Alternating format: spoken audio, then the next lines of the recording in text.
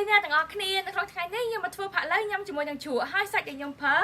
ខ្ញុំទិញបានក្បាលជ្រក់មកចំហៀងណាអូឡើងធំល្អខ្លាំងមែនតើហើយសម្រាប់ជ្រក់នឹងគ្រឿងផ្សំផ្សេងទៀតខ្ញុំមានជាមួយនឹងពោតកាក់ឈើអែមស្លឹកខ្ទឹមក្រហម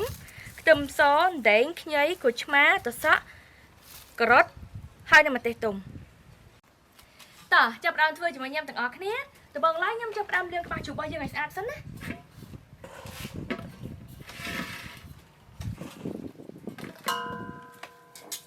ខ្ញុំប្រើអំបិលដើម្បីលាងសម្អាតវាឥ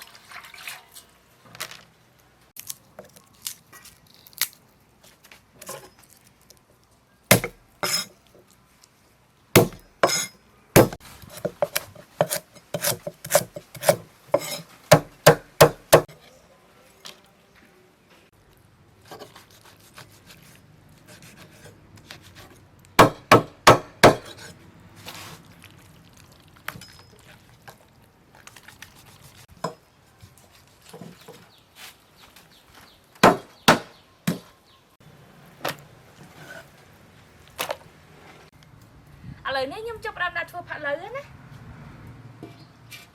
ដំបូងឡើយខ្ញុំដាក់ស្ករក្រហមនេះចូល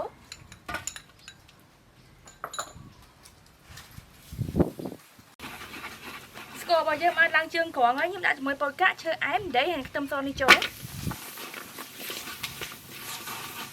គ្រឿងរបស់យើងបានឈ្ងុយហើយខ្ញុំដាក់ជាមួយនឹងទឹកស៊ីអ៊ីវទឹកត្រីទឹកប្រេងខ្យងម្សៅស៊ុប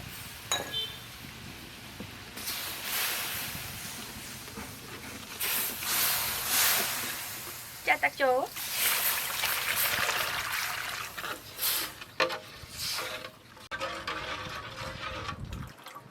បន្តមកទៀតខ្ញុំដាក់សាច់ក្បាលជ្រូករបស់យើងចូល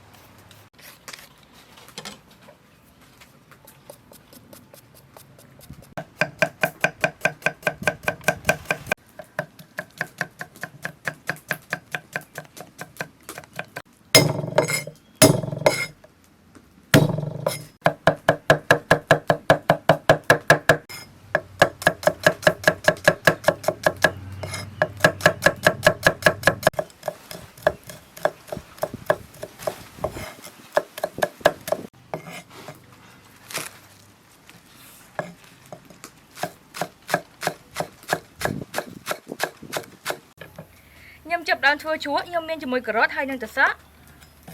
បន្ទាប់មកទៀតខ្ញុំមានជាមួយនឹងខ្ទឹមសខ្ទឹមក្រហមខ្ញីម្ទេសទុំជាមួយនឹងស្លឹកខ្ទឹមស្ករសទឹកក្រូចឆ្មាទឹកត្រីម្សៅស៊ុបអំបិលហើយខ្ញុំច្របល់វាឲ្យសព្វ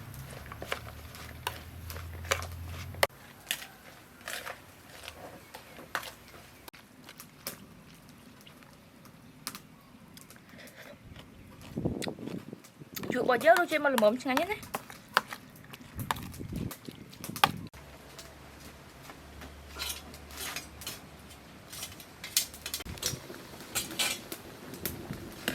អូយនេះផាក់លើរបស់យើងឡើងល្អខ្លាំងមែនតើហ្មងណាឥឡូវនេះខ្ញុំបងគល់ខ្ទឹមចូល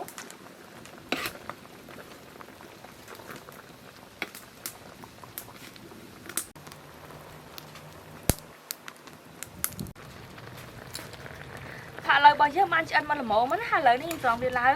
អូយបងប្អូនអរគ្នាល្អខ្លាំងមែនតើ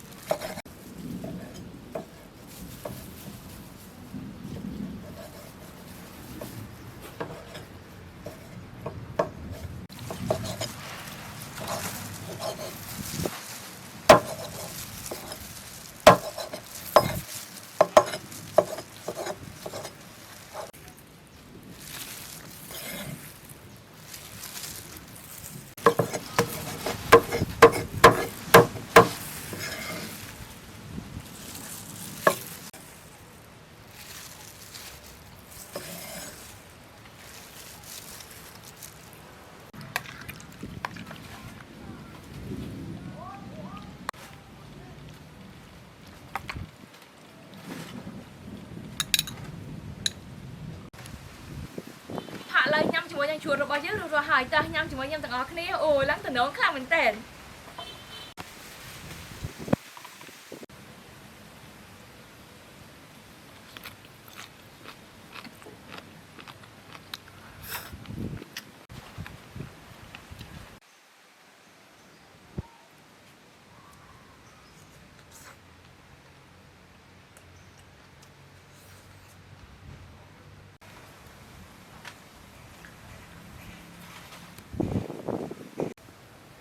ឥឡូវរបស់យើងពេលញ៉ាំជាមួយជ្រក់យើងទៅនិយាយពីថាឆ្ងាញ់ខ្លាំងមែនតើហ្មងណាអរគុណច្រើនដល់ទាំងអស់គ្នាបាយបាយ